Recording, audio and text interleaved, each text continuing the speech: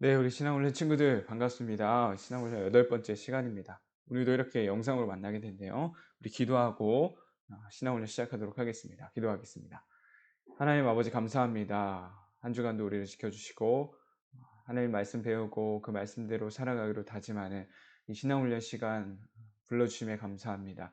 오늘도 비록 영상으로 함께하지만 이 가운데 하나님 은혜를 베풀어 주셔서 말씀이 우리에게 들려지게 하시고 마음속에 새겨질 수 있는 은혜로운 시간 될 수 있도록 인도하여 주옵소서. 예수님의 이름으로 기도드립니다. 아멘. 네, 우리 친구 잘 지내고 있나요? 네. 우리 신앙훈련 팀 친구들 중에서도 주일날 나오지 못하는 친구들이 있어서 참 보고 싶은 그런 기간인 것 같습니다. 우리 주일날 함께 또 볼 수 있었으면 좋겠어요. 8번째 시간입니다. 통일 왕국 시대예요. 우리 저번 시간과 이어서 계속 이어진 내용이니까요. 복습하고 들어가도록 하겠습니다. 우리 저번 시간 어떤 거 배웠었죠? 바로 사사기였습니다. 사사시대였습니다. 사사시대 이 5가지 반복된다라고 했었는데요. 이 5가지 어떤 게 반복되는지 다시 한번 확인해 볼까요? 자, 이스라엘 백성들이 죄를 짓게 되었습니다. 그 죄는 뭐 당연히 가나안 하나님이 약속하신 곳에서 하나님을 믿지 못하고 하나님의 말씀을 따르지 못한 그 죄였겠죠. 죄를 짓고 나서 하나님이 그에 대한 벌로 다른 나라에 의해서 고통을 받게 하십니다. 뭐 거의 노예와 같은 압제를 당하는 그러한 고통을 주시는데요. 그 고통이 계속 지속되는 거예요. 몇 년이고 몇십 년이고. 너무 힘든 나머지 이스라엘 백성들이 하나님께 기도하는 것입니다. 하나님 우리를 좀 살려주세요. 하나님 우리를 좀 구해주세요. 자, 하나님이 그 기도를 들으셨을까요? 안 들으셨을까요? 들으셨죠. 구원하십니다. 볼까요? 죄, 고통, 기도, 구원. 구원 누구를 통해 구원하시죠? 바로 사사를 통해 구원하십니다. 사사를 통해 구원받은 이스라엘은요. 그 사사가 다스리는 동안은 평화를 누리게 된다라고 했었습니다. 하지만 이것이 반복되어서 또다시 평화 가운데 죄를 짓게 되고 고통, 기도, 구원, 평화 이것이 계속 반복된다라고 했었어요. 자, 우리 친구 사사가 어떤 인물이었는지는 누구인지는 기억하고 있죠? 사사란 계속이 아니라 한 일시적인 기간 동안 이스라엘을 다스렸던 지도자였다라고 했었습니다. 이러한 것이 반복된다라는 게 사사기의 가장 중요한 패턴이었어요. 사사는 여기 나와 있네요. 지도자가 없었던 때에 이스라엘을 잠시 동안 이끌었던 지도자였습니다. 총 12명의 사사가 있었어요. 대사사와 소사사로 나눌 수 있는데요. 많이 기록된 사사가 대사사고요. 짧게 기록된 게 소사사입니다. 우리 대사사, 소사사 총 12명 있는데 12명 중에 딱 2명만 살펴보았었어요. 바로 여기 나오는 기드온과 마지막 삼손 이야기였습니다. 기드온은 300명을 데리고 14만 5천 명의 미디안 군대와 싸워 이긴 내용 기억하고 있죠? 네, 삼손은 나시린이었지만 나시린처럼 살지 못했던 인물이었습니다. 하지만 이 그림에 있는 것처럼 마지막 죽기 직전 하나님을 의지하고 하나님을 향한 믿음의 고백을 통하여서 마지막까지 하나님이 사용하셨던 그런 사사 중 한 명이었어요. 사사기의 결론이었습니다. 우리 빨간색 글씨 공통적으로 말하고 있는 게 무엇이었을까요? 이스라엘에 왕이 없었다. 이스라엘을 다스리는, 이스라엘을 지도하는 왕이 없었다라는 거예요. 자, 그런데 간단하게 생각해 볼까요? 이스라엘을 누가 지금까지 인도하셨어요? 우리 이집트의 노예에서부터 출애굽하고 광야를 지나 가데스 바네아에서 가나안을 향해 정탐꾼을 보냈고요. 이제 가나안 정복 전쟁을 승리하고 가나안에 살고 있는 거예요. 이 모든 것을 인도하셨던 분이 누구예요? 하나님이에요. 이스라엘에 왕이 없었다고요? 아니요. 하나님이 이스라엘의 왕이셨습니다. 그런데 이스라엘 백성들이 그 사실을 몰랐었던 것이죠. 이러한 사사기의 모습을 잘 보여주는 게 바로 이 구절들인 거예요. 그때 이스라엘에 왕이 없었으므로 하나님을 왕으로 인정하지 않고 하나님을 왕으로 모시지 않았던 이스라엘의 모습이 바로 이 사사기의 결론이다라는 것이었습니다. 오늘 그 이어지는 내용이에요. 그때 이스라엘의 왕이 없었다라고 했었죠. 자, 그런데 이제 이스라엘의 왕이 세워지게 됩니다.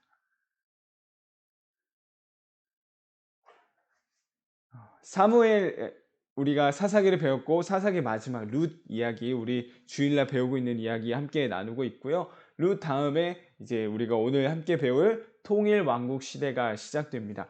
통일 왕국이라는 게 무엇일까요? 통일이 뭐죠? 네, 우리나라 남한과 북한으로 나눠져 있죠. 하나가 된다라는 거예요. 한 나라가 되어서 한 나라가 되어서 다스려지는 그런 국가를 말하는 건데요. 지금 지도자가 없는 상태에서 이제 이스라엘의 왕이 세워지고 그 왕을 통해 이 모든 이스라엘이 이끌어지는 그런 시대가 바로 통일 왕국 시대입니다. 그 이야기가 이제 사무엘 상과 사무엘 하에 기록되어 있는데요. 이 사무엘 상 하에 나오는 주요 등장인물은요. 사무엘과 사울왕, 다윗왕 이 세 인물입니다. 그런데 사실상 굉장히 중요한 내용들 그리고 구체적인 내용들이 아주 길게 기록되어 있어요. 이것을 다 하나하나 살펴보기엔 우리에게 주어진 시간이 그렇게 많지 않은 것 같습니다.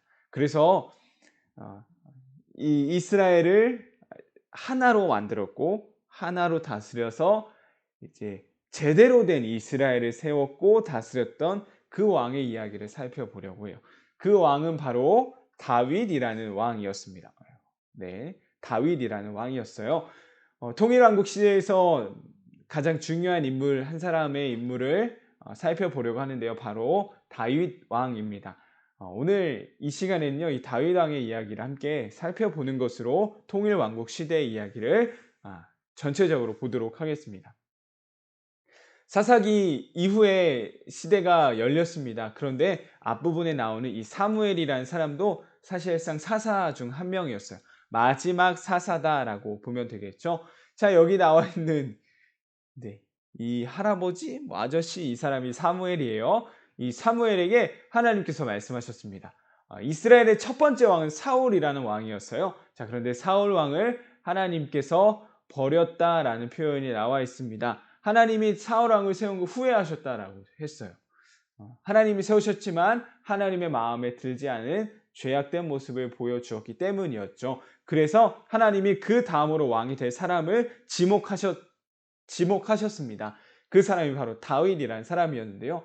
그 사람이 누구인지 정확하게는 말씀해 주시지 않고요. 사무엘에게 베들레헴으로 가서 그 왕이 될 사람에게 기름을 부어 주거라라고 명령하셨어요. 그래서 사무엘이 베들레헴으로 가서 왕이 될 사람을 고르게 되었습니다. 이새의 집으로 갔어요. 이새라는 집에 가라고 하나님 명령하셨는데요. 이새의 아들들이 다 불려 나왔습니다.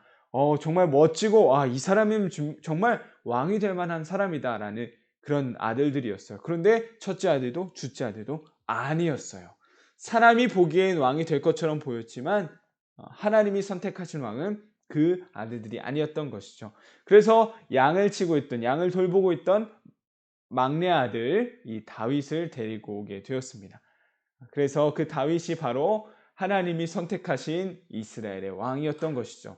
사무엘은 하나님의 말씀대로 다윗에게 기름을 붓게 되었습니다. 자, 그런데 사무엘이 기름을 부었다고 해서 다윗이 곧바로 왕이 된 것은 아니었어요.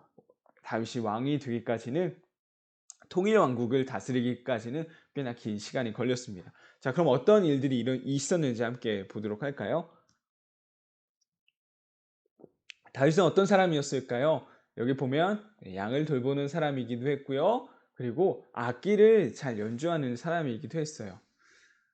왕으로 있던 사울 왕이 악한 영에 괴로워하고 있을 때 다윗이 이 악기를 연주하여서 사울을 잘 위로해 주게 되었습니다. 이를 통해 사울을 가까이서 모실 수 있는 그러한 위치가 되게 되었죠. 그러던 중에 이스라엘과 블레셋이라는 나라가 전쟁을 하게 되었습니다. 다윗은 전쟁에 나갈 만한 그런 사람이 아니었기에 나가지 않았었는데요. 다윗의 형들이 나가 있었어요. 그래서 다윗의 아빠가 이새에게 형들에게 이 음식들 좀 전해주고 오라고, 도시락을 전해주고 오라고 명령하게 되었습니다. 다윗은 아빠의 부탁대로 형들에게 전해줄 음식을 가지고 전쟁터로 가게 되었죠. 자, 그때 일어난 일이 바로 우리가 잘 알고 있는 다윗과 블레셋 장군 골리앗의 싸움이에요. 골리앗은 키가 굉장히 컸던 사람이었습니다. 그 사람이 이스라엘 이 군대를 향해서 막 모욕을 하고 있는 거예요. 그러나 골리앗이 너무나 무서웠던 나머지 골리앗과 싸울 만한 사람은 아무도 나타나지 않았던 것이었죠. 자, 그때에 용감하게 다윗이 골리앗 앞에 서게 되었습니다. 다윗이 말하죠. 하나님의 군대를 모욕한 자를 결코 두고 볼 수 없습니다. 라고 하면서 돌을 가지고 골리앗 앞에 서게 되었습니다. 어떻게 되었냐 우리 친구들 잘 알고 있죠. 네, 다윗이 골리앗을 쓰러뜨리게 되죠. 자, 그 결과입니다. 그로 인해서 사람들이 환호하게 되는 거예요. 사울은 1000명밖에 무찔리지 못했지만 다윗은 10,000명을 무찔렀어 라는 노래 찬양을 하게 되었던 것이죠. 그것이 사울에게도 들어갔고 분명 다윗이 이스라엘을 위해서 위대한 일을 했지만 이스라엘의 왕이었던 사울은 그런 다윗을 미워하게 되는 계기가 되었습니다. 어느 정도로 미워했을까요? 다윗을 죽이려고까지 했어요. 사울 왕이. 구체적으로 다윗을 죽이려는 계획을 세우자 사울 왕의 아들인 요나단이라는 아들이요. 다윗에게 가서 말하는 거예요. 우리 아빠가 널 죽이려고 하니까 어서 도망가렴. 요나단과 다윗은 굉장히 가까운 친한 친구 사이였어요. 그래서 다윗을 위하는 마음으로 이러한 말을 해 주었던 것이었습니다. 그렇게 다윗은 도망자 신세가 되었습니다. 사울왕과 사울왕이 이끄는 군대들을 피해서 이곳저곳 도망치는 인생을 시작하게 되었어요. 자, 그렇게 시간이 흘러서요. 여기 순서가 좀 잘못되어 있네요.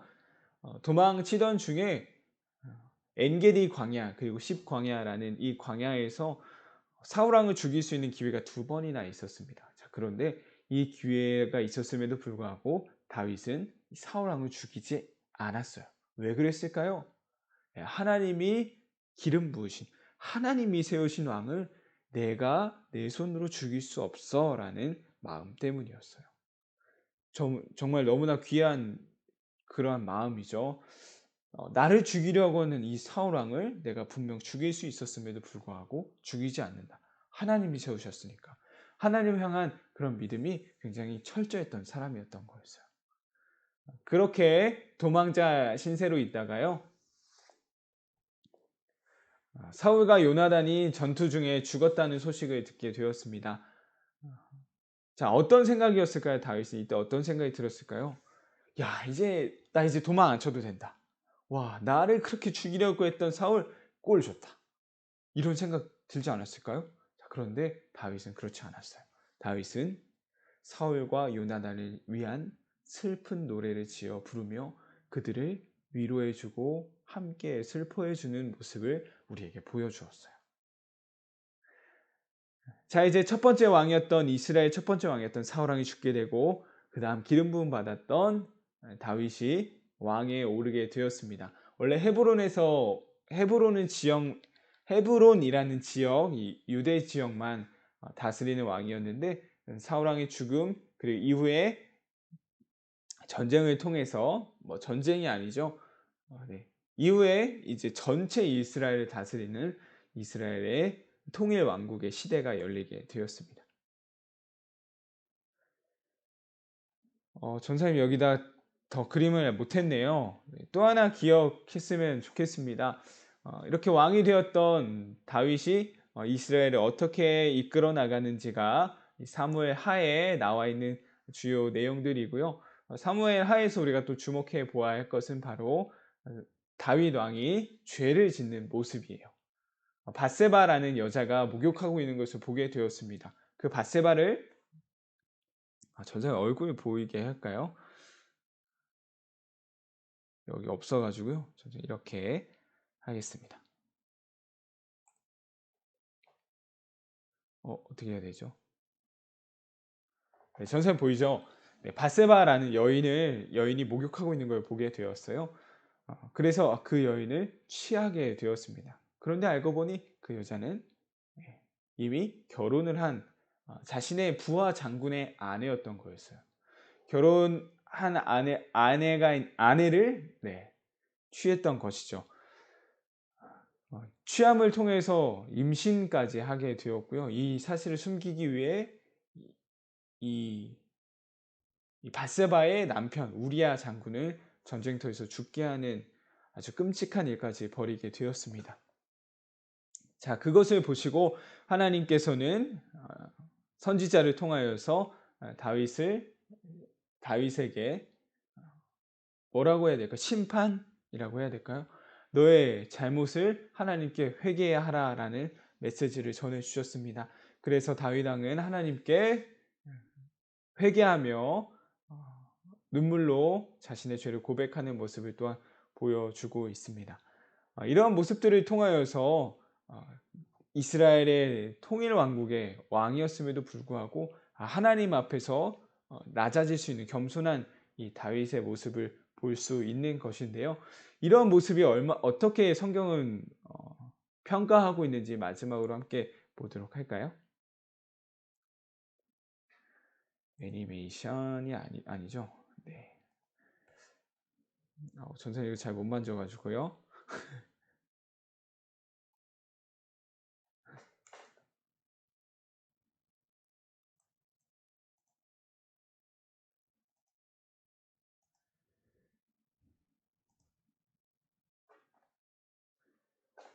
다윗 왕에 대한 평가입니다. 사도행전 13장 21절 22절 빨간색 글씨만 읽어볼게요. 내 마음에 맞는 사람이라 내 뜻을 다 이루리라 되어 있습니다.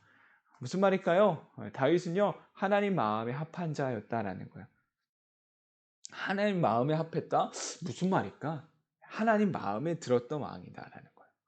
자, 성경 어디를 봐도 이러한 평가를 받았던 사람이 없었어요. 다윗 왕이 얼마나 대단했던 사람인지 우리는 알 수 있는 것이죠. 이러한 다윗의 모습이 우리의 모습이 되었으면 좋겠습니다. 하나님 마음에 들어야죠, 당연히. 이것이 우리의 모습이 되어야 할 것 같아요.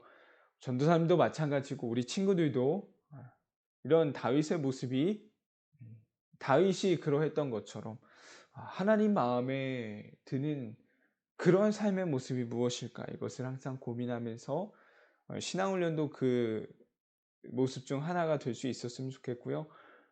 영상 설교를 보고 일단 열심히 공부하고 그리고 우리 기도하는 우리 기도문이 또 우리 기도하기 이 사역이 시작되었잖아요. 시간이 날 때마다 생각이 날 때마다 교회에 나와서 하나님께 기도하고 하나하나 고민해 나갈 수 있었으면 좋겠어요. 하나님이 정말 기뻐하시는 게 무엇일까? 하나님 마음에 드는 내 삶의 모습이 무엇일까? 이것을 한번 기억하면서 다윗이 그랬던 것처럼 우리도 하나님 마음에 합한 자가 되는 우리 신앙훈련팀 될 수 있었으면 좋겠습니다. 전사님 참 고민이 많습니다. 어떤 고민일까요? 어떤 고민이냐면 바로 이 신앙훈련 어떻게 진행하면 좋을까라는 고민이에요. 직접 만나서 하는 것보다 영상으로 하는 게 집중도가 훨씬 더 떨어질 수밖에 없기 때문에 긴 시간 할 수가 없거든요. 준비하는 전도사님도 보고 있는 친구들도 아마 좀 힘든 시기인 것 같습니다. 어쩔 수 없지만 이렇게라도 하고 있지만 참 잘하고 있는 건지도 잘 의문이 들 때가 있는데요. 더 우리 신앙훈련팀도 더 집중하고 기도하는 마음으로 이 신앙훈련에 임했으면 좋겠고요. 준비하는 전도사님도 이끄는 전도사님도 더 기도하면서 이 신앙훈련을 위해서 어떻게 하면 정말 하나님 마음에 드는 신앙훈련 시간이 될까 더 함께 기도로 고민해 보도록 하겠습니다. 우리 친구들 잘 하고 있을 거라 믿고요. 잘 할 수 있는 힘을 달라고 함께 기도하겠습니다. 오늘 8번째 시간 통일왕국 시대의 다윗 왕의 이야기 간단하게지만 함께 살펴보았습니다. 다윗처럼 하나님 마음에 합한 우리 친구들 되길 간절히 소망합니다. 안녕.